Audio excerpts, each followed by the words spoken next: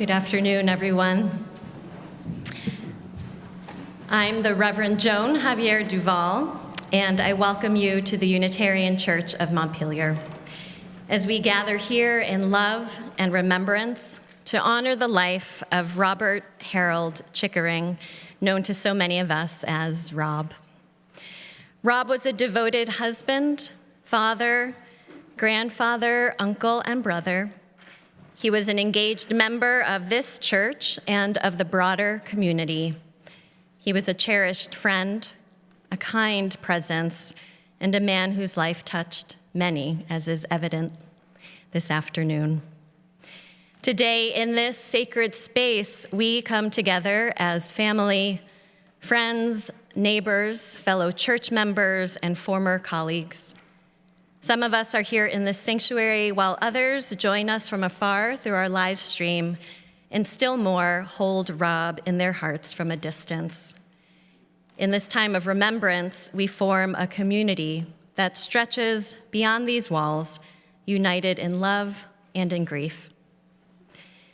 We especially hold in our hearts Rob's family, who are here today, his beloved wife, Rhoda, his stepsons and their families, Brian and Erica, and Brad, Pamela, and Corbin, his sister, Martha, and her son, Ben, his nieces, Sue, Nancy, and Perry, and Rhoda's brother and his family, Chuck and Jonna, and Andy and Kevin.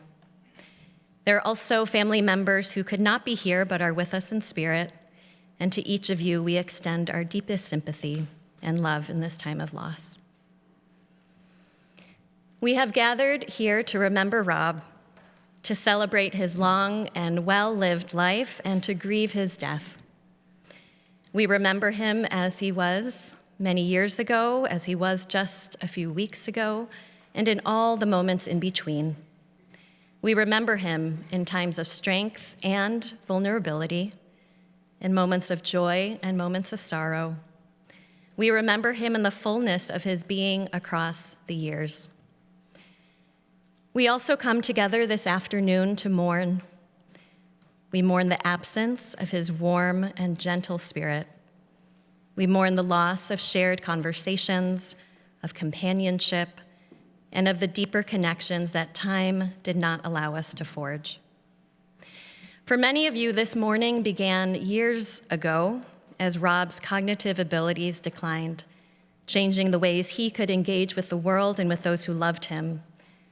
That was a loss in itself. Yet today we face a different and final loss, the farewell that comes with Rob's death. In this moment of parting, we also gather to honor Rob's life and the love that he gave so freely. Rob's spirit lives on in the memories that we carry, and so today we invite his presence among us as we share stories, reflect on the ways he touched our lives, and celebrate all of who he was. Each of you holds your own memories of Rob. He was a different person to each of us, and he changed and he grew through the years. As we remember him today, we bring forth images of his laughter, his gentle smile, his love of card games and music, shared bike rides and walks in the woods, and his quiet but steady presence. In sharing these memories, we find comfort. Though we grieve, we do not do so alone. Together, we lift up Rob's life with gratitude and love, allowing the pain of loss to be met with the healing power of remembrance. With full hearts and tearful gratitude, we honor Rob today, knowing that as we carry his memory forward, we also find strength for the journey ahead. And I light this chalice, a symbol of our Unitarian Universalist faith, in loving memory of Rob.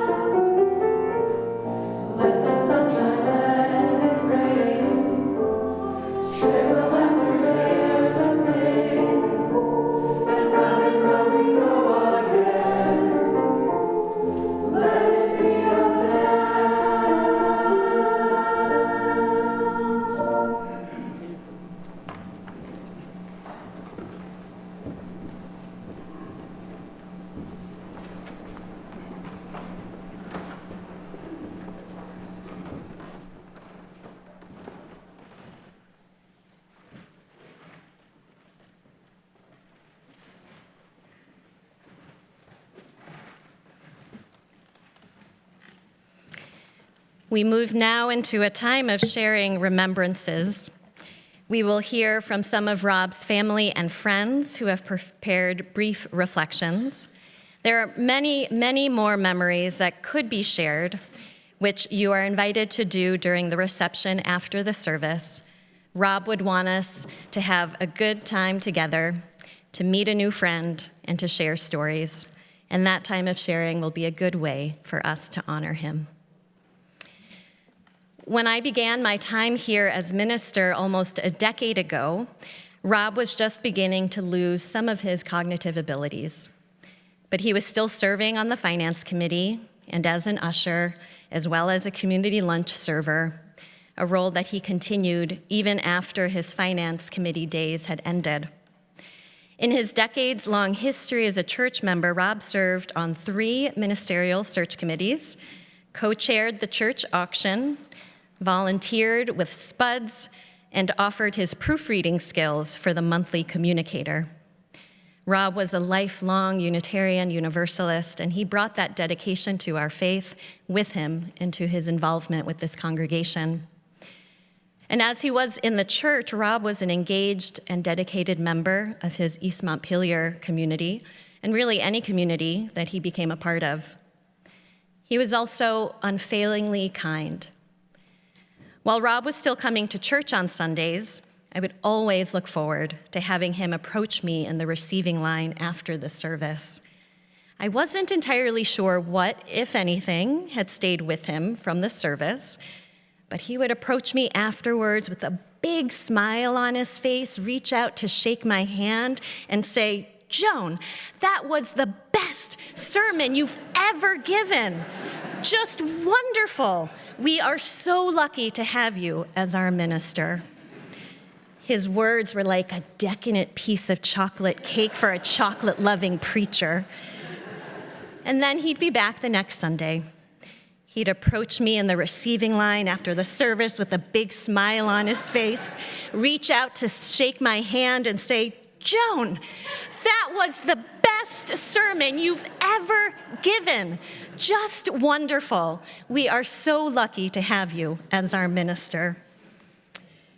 After the 3rd time this happened, I got wise to his act. And I told him, "No, Rob, I am so lucky to be your minister." And truly, I was.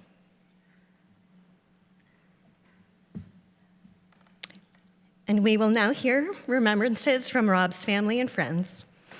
As we listen to these memories, I invite you to allow these stories to make present for you the Rob Chickering that you knew, and to also deepen your knowledge and appreciation of the person whose life we celebrate today. We will first hear remembrances from his sister Martha and stepsons Brad and Brian.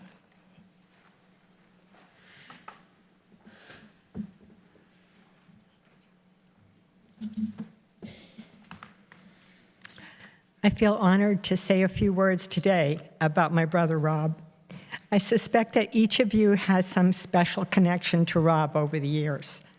As you may know, he had many careers, including being a committed and compassionate teacher at U32. He also co-led parenting classes for folks going through divorce, but I think of him primarily as my teacher in so many ways. When he and I were growing up, he was known as Robbie, and I took many helpful lessons from him. At that time, we lived next to a family farm with 2 horses and a small herd of dairy cows. It was Robbie who taught me how to cross their pasture that we were not supposed to enter. First, you had to negotiate 2 fences. One had barbed wire, which could tear your shirt, thereby alerting our mom that you were disobeying her orders. The other fence gave you an electric shock if you touched it. Then you had to avoid stepping in any cow flaps.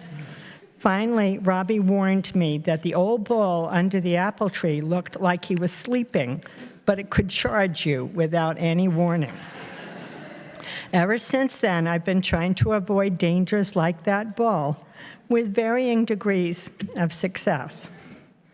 Rob usually liked to do the right thing, but he was human, so he was sometimes tempted to break the rules. Like the time when Rob was maybe 13 years old and our parents were away for the day. They had strictly forbidden Rob to drive the family car, even around the driveway. Rob backed that car out of the garage and somehow managed to get it hung up onto a stone ledge next to the driveway with both front and back wheels in the air. Not a good look when our dad got home. As a teenager, Rob did enjoy playing his beloved guitar, competing at tennis and ping pong, and hanging out with his many friends. He was also good at ballroom dancing. In fact, some of our teenage friends would pay the handsome sum of, are you ready? 50 cents a lesson to Rob and me to learn the foxtrot or the waltz or the swing in the basement of our house. As we got older, it was Rob who taught me how to drive on icy roads in winter and how to parallel park. He taught me how to play cribbage and later how to cross-country ski. He modeled how to persuade rather than to argue. He taught me so many more important things, like how not to hold a grudge against someone when they had done him wrong, how to choose kindness. There are many more stories I could tell, but I agreed to keep this brief. Just one last thing. How can one talk about Rob without mentioning Rhoda? She loved him through thick and thin.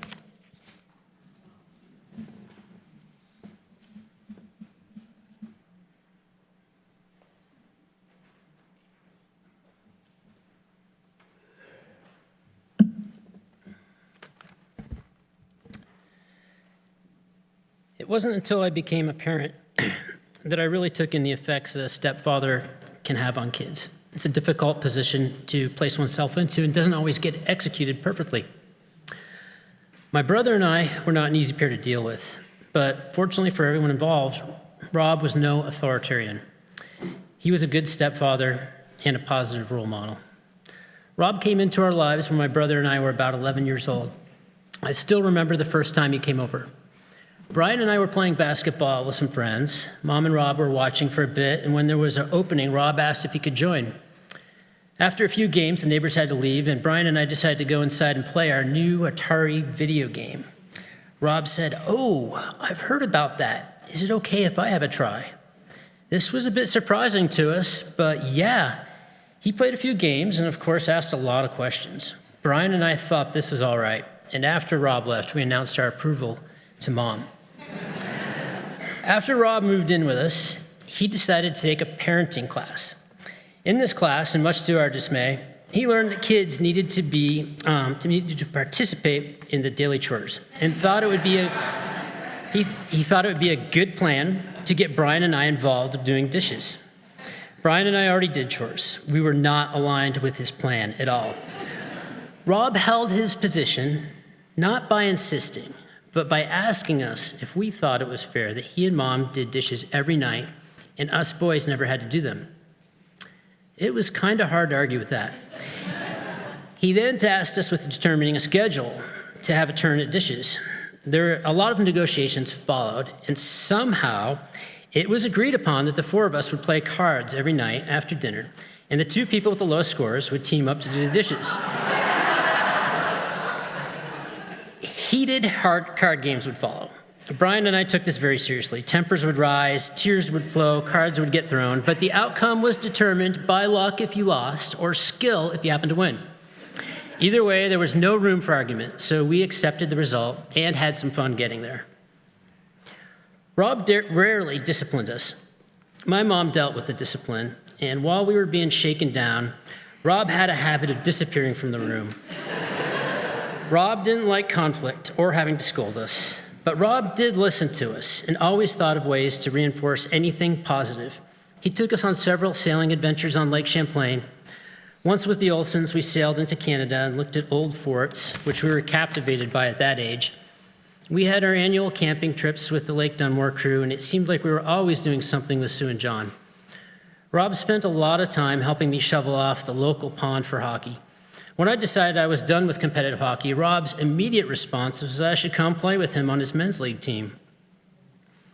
I learned a lot from Rob. I learned that the world isn't black and white. I learned to be a good listener, to give people the benefit of the doubt, and to eat slowly. I learned that getting angry gets you nowhere. It didn't happen often, but Rob would blow his stack with Brian and I, and for a very good reason. We were trouble. We pushed buttons. He would always take some time to himself, then come back to us with a tissue in his hand, saying how sorry he was for getting upset with us. We would give him a hug, and we would roll our eyes. Rob was not the only one who got upset with us, but he was the only person who felt bad about it and was giving and would come back and give us hugs. I learned to be thoughtful and kind. When I was in college, I told Rob I really wanted to play pickup hockey, but I had no pads, just skates and a stick. Soon thereafter, a box showed up, filled with a complete hockey uniform, and a note that simply said, "Brad, keep your head up."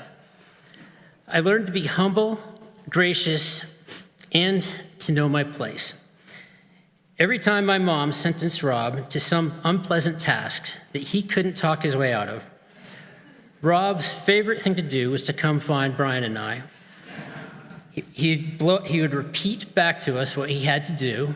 We would say, "Oh, that sucks to be you." And then he would say, "Well, I always get the last word in with your mom," which of course was, "Yes, dear." In conclusion, about 25 years ago, I started dating my wife, Pamela. After meeting my family for the first time, Pamela told me she thought I resembled Rob more than I resembled my mother or father. That was something I had never considered. Of course, I had to tell Rob, and of course, he broke down into tears and told me it was the greatest honor of his life.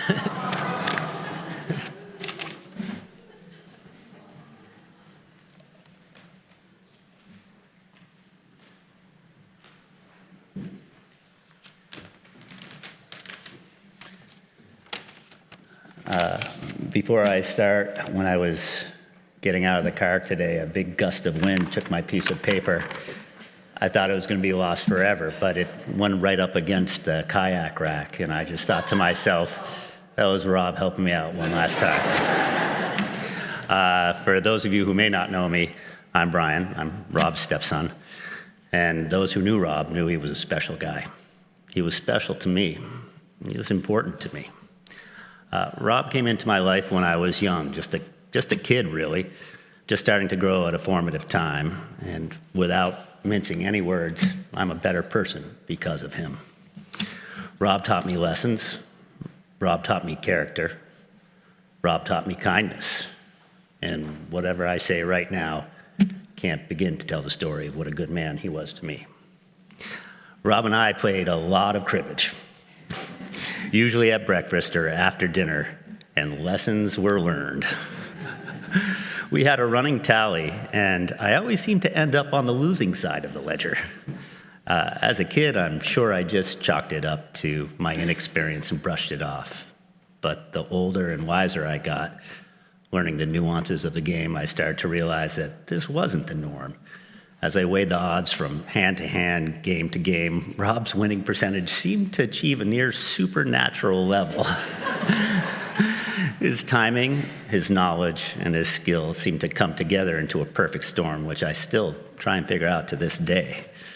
But those knowing Rob know that this skill seemed to bleed into all the other areas of his life: being conscious, being educated, being sharp, learning and teaching, not being ignorant to the world around him. Rob's patience, as my brother said, knew no bounds. When I was 11 or 12-year-old, Rob helped coach our Pee Wee hockey squad. We would practice at the old Barrie North End and rink under the string lights in the frigid winter darkness. I think most of us kids had more interest in goofing off than become skilled hockey players. I wish I had made it easier for him. I wish I had made it more fun for him. I don't know how many 40-something-year-olds would have had that patience. But Rob did. Rob cared for me even when I was being a preteen jerk. He helped enrich my life, helped me build character, even when I didn't deserve it. I'm not sure why this sticks with me, but Rob had a morning routine. Rob was always an early riser, usually up before the break of dawn. He had a simple routine of walking down to the road to get the paper with Sophie the dog. The last few yards away from the mailbox, Rob taught Sophie to stay because the mailbox was dangerously close to the road. Sophie would diligently stay and watch Rob go the last few feet, get the paper, turn around, and return to Sophie, anxiously waiting. Back up the hill home they would go, paper firmly in Sophie's mouth. Helping. It might not seem much, but this was Sophie's world. This was her mission every day, filled with unconditional, unending love. They had a special bond. It was beautiful. Recently, after Rob went to the Gary house, Sophie refused to sleep upstairs anymore. She now sleeps downstairs by the door, still waiting for Rob to come back. And although there is no proverbial door for me to sleep by, I know Rob has moved on, and I feel the loss of someone I loved unconditionally, who lived a life with kindness. And I'll try and pet Sophie as much as possible. Lastly, Rob was special to me because he was special to my mom. Rob would confide in me what a perfect partner Rhoda was, how they seemed to exist in an ideal complement to each other, and how tremendously good life was for them. The last 40 years, Rob shared himself with us, dedicated his life to her, and that is something I'll be forever grateful for. To say I'm going to miss Rob doesn't do it justice. He was always there for me. He was always there for us. And for the rest of my days, I will have the gratitude for knowing him and the good man he was.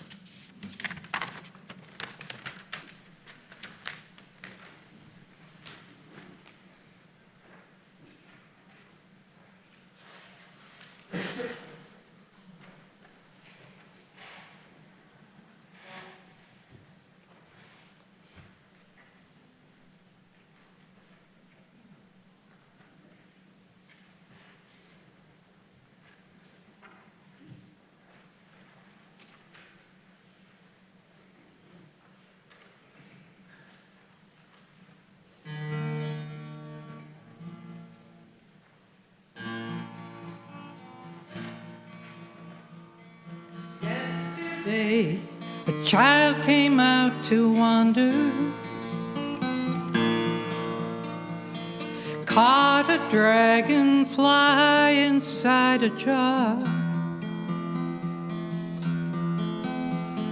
Fearful when the sky was full of thunder, and tearful at the falling of a star. Everybody. And the seasons, they go round and round. The painted ponies go up and down. The captain on the carousel of town. We can't return, we can only look behind from where we came and go round and round in the circle game.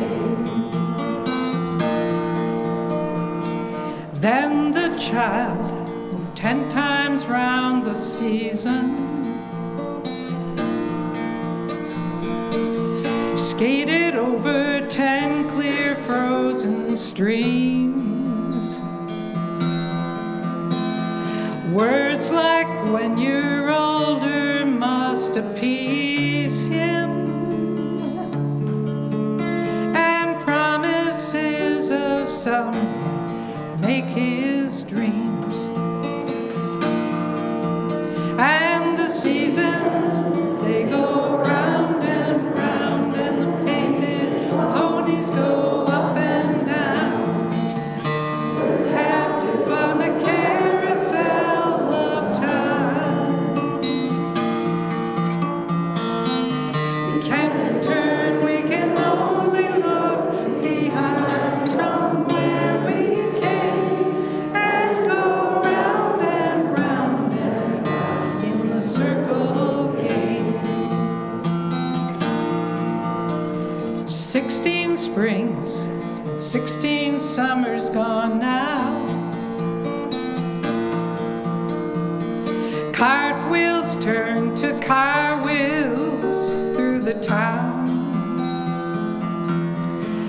And you tell him, take your time, it won't be long now. Till you drag your feet to slow those circles down. And the seasons, they go round and round, and the painted ponies go up and down. We're captive on a carousel of time.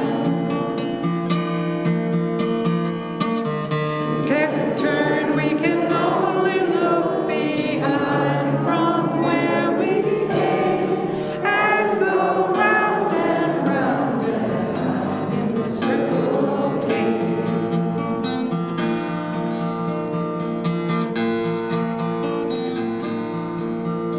So the years spin by, and now the boy is 20. Though his dreams have lost some grandeur coming true, there'll be new dreams, maybe better dreams in plenty, before the last revolving year is through.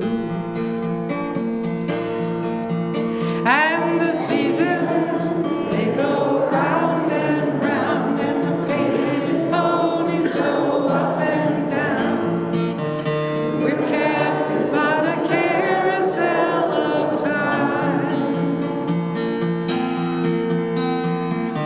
We can't return, we can only look behind from where we came and go round and round in the circle game. And go round and round in the circle game.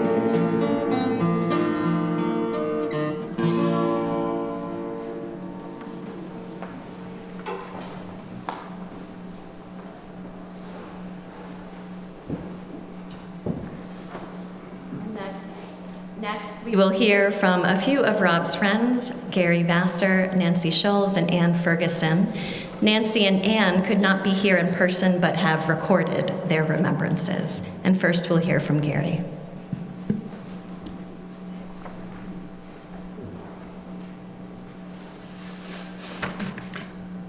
I had an extra page, but after Pastor Jones spoke and after Martha spoke, I could eliminate that first page because they covered most of what I was going to cover in that first page, even though we have our different perspectives. I met Rob through Paul, with whom I worked at the State in the 70s. Sometime around then, 4 couples, Paul, Mary Jane, Rob, Rhoda, Peter and Janet, David and Sally, got together to go camping. And they continued to go camping. And members were added, and kids were added, and kids' were added. And this small camping group came to be known as the Dunmore Group because the group would spend a week each summer at Lake Dunmore. The endearing part is that each of the generations have come to really love each other, as did that first generation. One tradition we had at camp was Paul Hartman, along with Rob, overseeing the nightly campfire sing-along song. The kids love these campfire songs more than anyone, although some would say the s'mores and being able to play with fire contributed to their interest.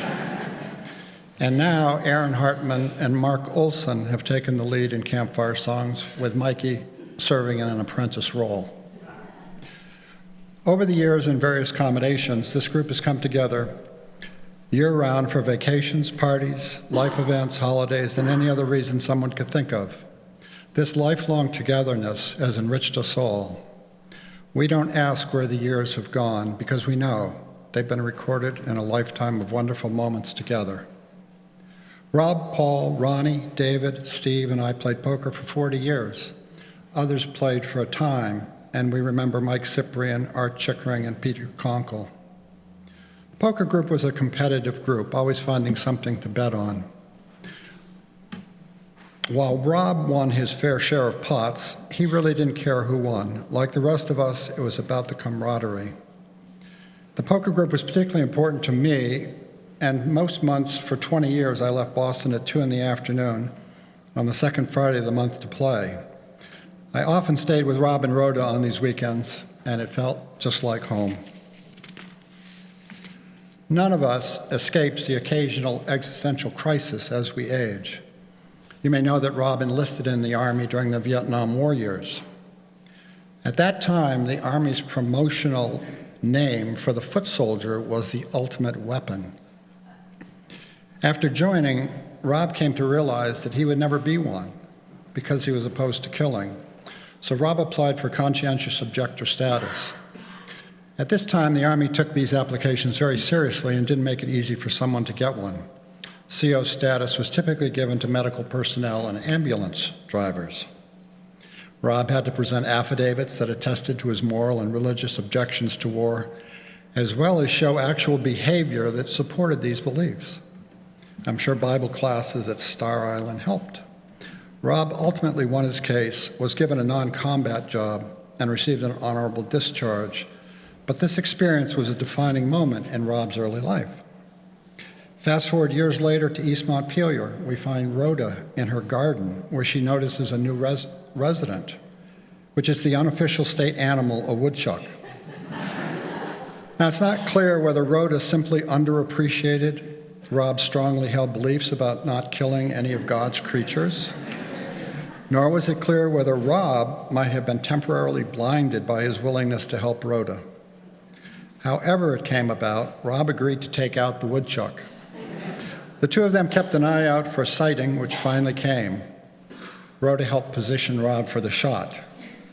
While that was creeping in for Rob, he remained focused on the task. And before any more second thoughts kept him from pulling the trigger, he shot. He then immediately realized what he had done and broke down sobbing. Rhoda, now fully understanding what it meant to Rob, felt terrible until she saw Rob had missed. She then turned her attention to finding another way to protect her garden. And it was clear the Army made the correct call years earlier. Rob and Rhoda had a great life together, and theirs truly is a love story. Rob was the rock and Rhoda the fizz. A number of times they gave up their traditional lifestyle for one of fun and adventure, taking off on extended trips in their pop-up or sailboat for parts unknown. In addition, they were always heading off on vacation with friends. Somehow they seemed to easily transition between garden growing, grass mowing homebodies to cheerful vagabonds. They always seemed to appreciate their relationship, their freedom, and their life together.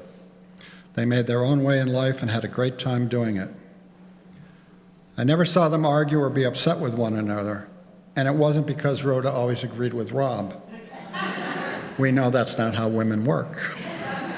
Rob and Rhoda seem perfectly balanced with each other, and these last years have shown the depth of their love for one another. I think we all have guardian angels in our lives, and I have no doubt that as soon as Rob arrived at the pearly gates that Tuesday night, Peter gave him his wings, said, "Get to work," and Rob immediately took up his watch as Rhoda's newest guardian angel, resolving not to miss. And in closing, if you had asked Rob what life advice he might offer you, I would not be surprised if he said, and both Pastor Joan and Martha have mentioned this,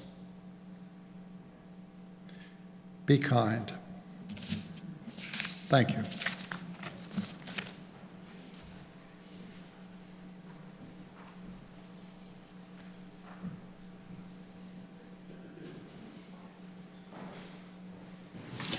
Rob was a person who loved dogs. He adored their golden doodle, Sophie. The feeling was mutual. Rob would be chatting with friends while gently patting Sophie. If he tried to stop patting her, she would nudge him and let him know that she wanted more pats. What I loved when I saw the two of them together like this was that Sophie, with a face full of absolute bliss, was leaning against Rob. Rob was somebody we could all lean on, count on, depend on. In his quiet, gentle way, he was a strong and reliable friend, a good, kind person. How many of us here today, like me, are like Sophie, having had that precious experience of having a good friend that we could lean on, that we could count on. Thank you, Rob, for giving so much of yourself to so many over the years. And thank you for all the times so many of us leaned on you and felt the strength that you gave back.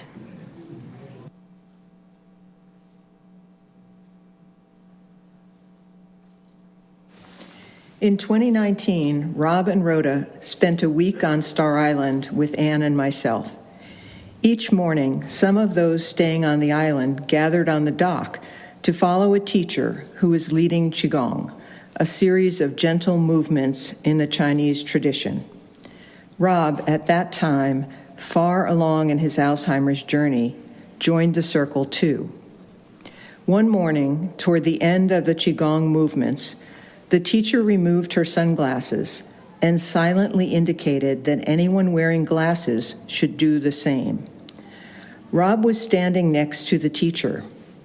When she noticed that Rob hadn't removed his glasses, she lightly touched him on the temple to help him understand, while everyone in the circle looked on. Rob, however, took the touch to mean something else entirely. He turned to the person on his right and touched her gently on the temple. That person, realizing what would be the gracious thing to do, turned and passed the gentle touch on the temple to the person on her right. And so the gentle touch was passed carefully, wordlessly, around the circle of 20-plus people. When the touch made it back to the teacher, everyone understood that Rob's interpretation had created something lovely and new. Anne and I took this gesture back to the Montpelier Senior Center and incorporated it into the Qigong session that followed our Bone Builders class. Every session thereafter ended with what we called the Rob. Zoom participants were included too. Everyone felt the connection generated by the intimate transfer of touch. Occasionally, someone would ask why it was called the Rob. We would then gladly share the origin story. The Rob is one of the ways that Anne and I will be keeping him alive in our hearts. I know that all of us who are celebrating Rob's life will find ways to do the same.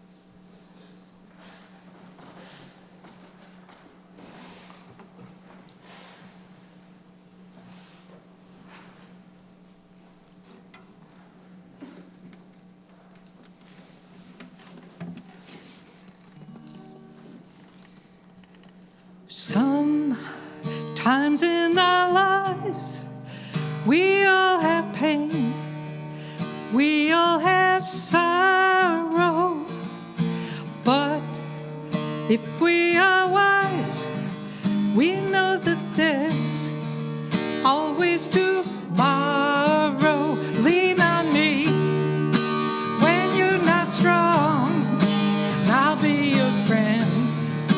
I'll help you carry on, for it won't be long till I'm gonna need somebody to lean on.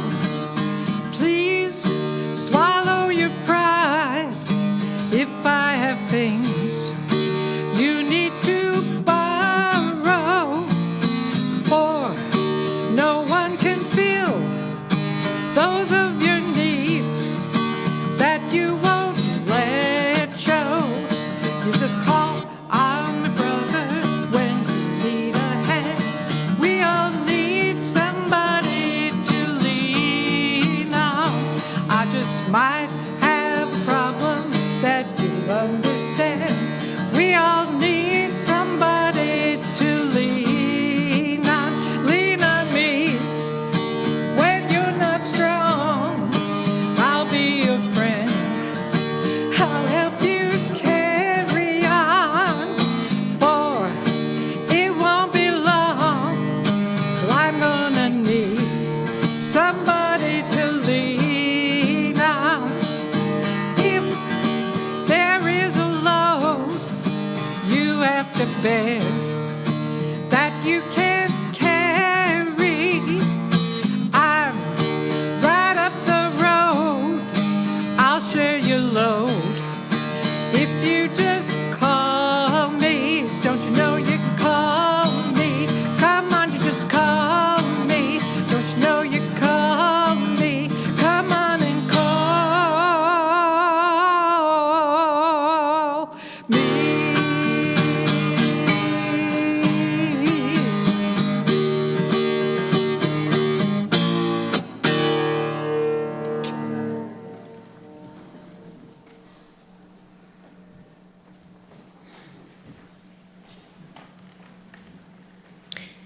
And let us pause now in gratitude for the way that Rob is bringing us together in loving community in this moment, and for the ways his love, his kindness, his guidance, his playfulness forged connections in the many circles he was a part of. May this gratitude fill our hearts as we share in a moment of silence.